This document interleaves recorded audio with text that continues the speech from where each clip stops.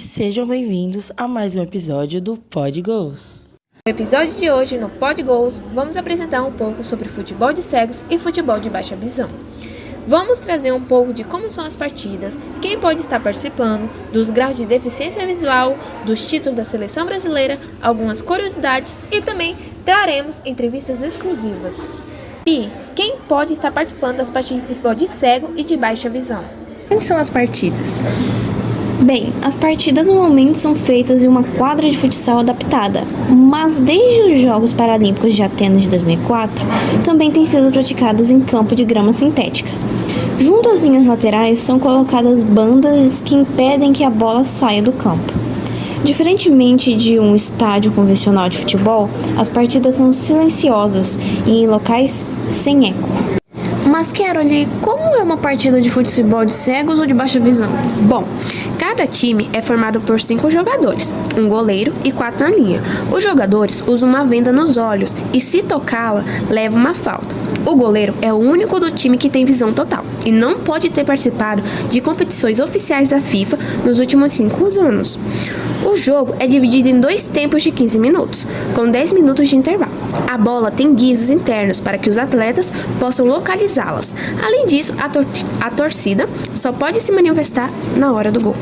Caroline, mas por que o goleiro não pode ter participado de edições anteriores da FIFA? Bom, o goleiro não pode ter participado de edições anteriores da FIFA, pois ele seria considerado um profissional. E seria injusto, com os demais jogadores, pois ele é o único que tem visão. Como os atletas sabem para onde ir? Há um guia, chamador, que fica atrás do gol adversário, para orientar os atletas do seu time. Ele diz onde os jogadores devem se posicionar em campo e para onde devem chutar. O técnico e o goleiro também auxiliam em quadra. E quem pode estar participando das partidas de futebol de cego e de baixa visão? Bom, os atletas da classe B1 são os únicos que podem participar do futebol de cegos, pois a classe B1 representa aqueles que são totalmente cegos, não têm 0% de sua visão. Já os atletas da classe B2 e B3 são aqueles que se enquadram no futebol de baixa visão, pois, como o próprio nome diz, eles têm sim um pouco da visão. Mas, Ana, me diz aí, quais são os títulos da nossa seleção paralímpica brasileira? Bom, a nossa seleção brasileira, ela já possui 5 títulos paralímpicos, sendo eles Atenas 2004, Pequim 2008, Londres 2012, Rio 2016 e Tóquio 2020, quando consagrou-se pentacampeão. Lembrando que a primeira participação do futebol de cegos nos Jogos Paralímpicos foi lá em Atenas em 2004. E agora iremos para as entrevistas, e o nosso primeiro entrevistado de hoje é o professor Lúcio, que já tem uma experiência no ramo da arbitragem para futebol de cegos e baixa visão. Olá, eu sou o Lúcio Pinheiro Morgado, conhecido no mundo da arbitragem como Lúcio Morgado. Sou árbitro de futebol de cegos e atualmente o coordenador de arbitragem da Confederação Brasileira de Desportos de Deficientes Visuais. Eu tive a oportunidade de trabalhar como árbitro nas Paralimpíadas de Beijing 2008, Londres 2012, Rio 2016 e Tóquio 2020. Além de 5 Parapan-Americanos, diversos mundiais, Copas Américas, campeonatos brasileiros e com isso somando uma certa experiência dentro da modalidade. Agradeço desde já o convite para essa entrevista à professora Lilian e às suas alunas. Qual foi a sua maior dificuldade em arbitrar um jogo para pessoas com deficiência visual?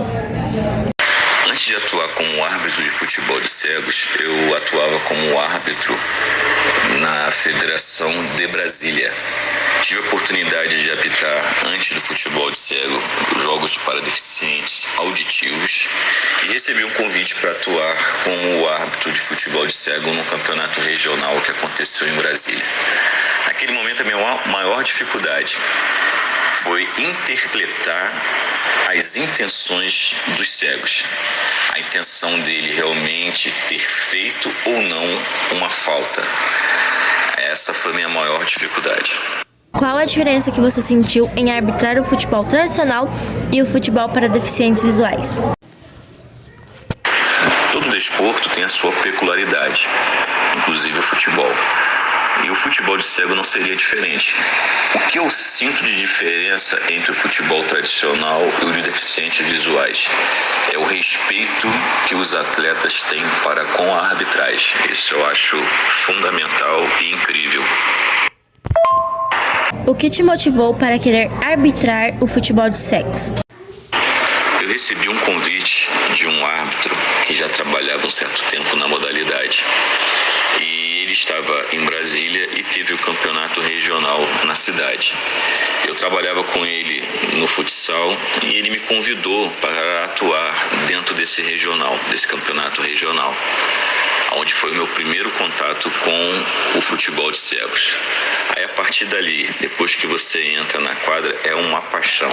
Você se motiva a cada dia, aprende a cada dia e se apaixona cada vez mais. Em algum momento de toda a sua carreira, você já pensou em desistir? Bem, até hoje eu não pensei em desistir não, nem quero, mas tem hora que realmente a gente acaba balançando e tentando pensar em outras prioridades. Mas eu sempre tive muito apoio da minha família e sempre me preparei muito bem para poder dar continuidade ao trabalho.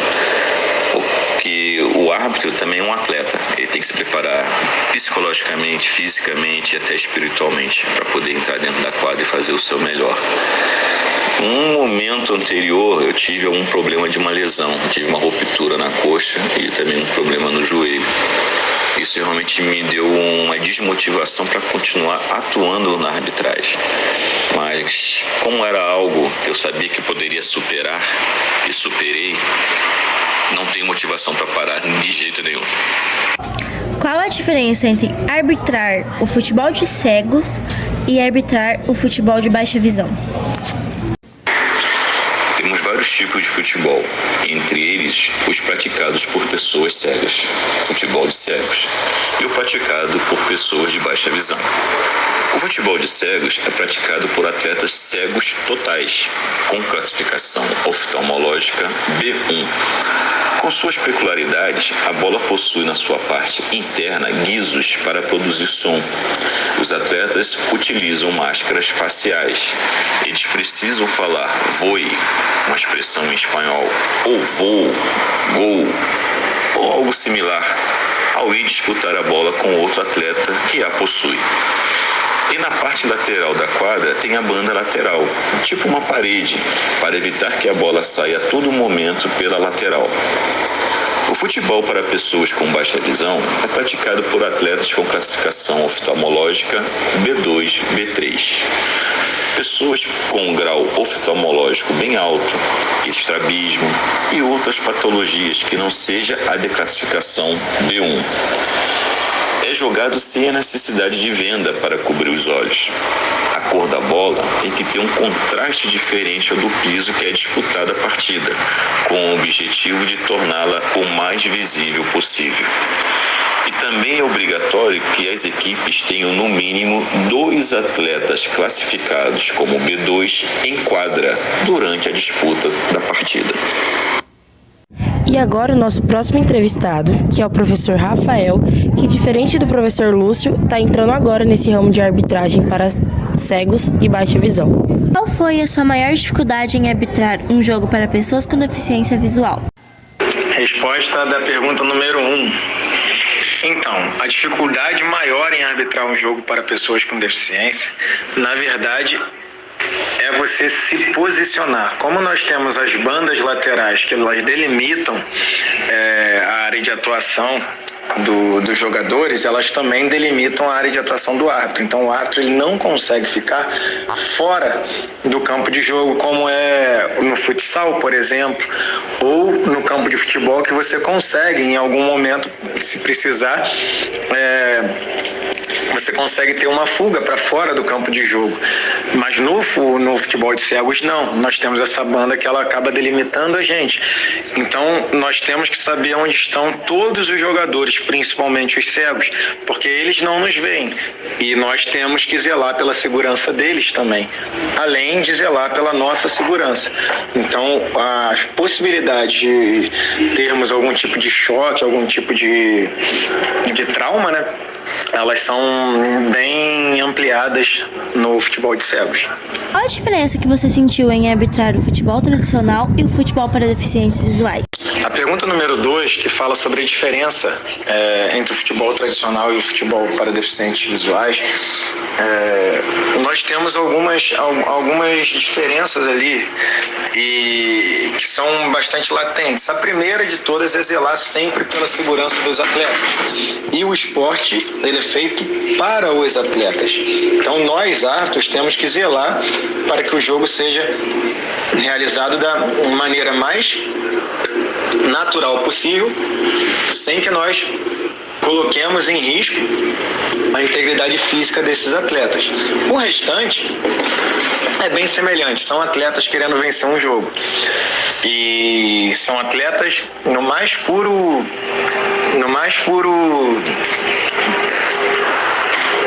pura tradução do que seriam atletas. São pessoas que se dedicam àquilo, que trabalham, que treinam, que se dedicam fisicamente àquele tipo de desporto. Então, no restante, eles são iguais aos atletas de outros esportes e do futebol tradicional, né?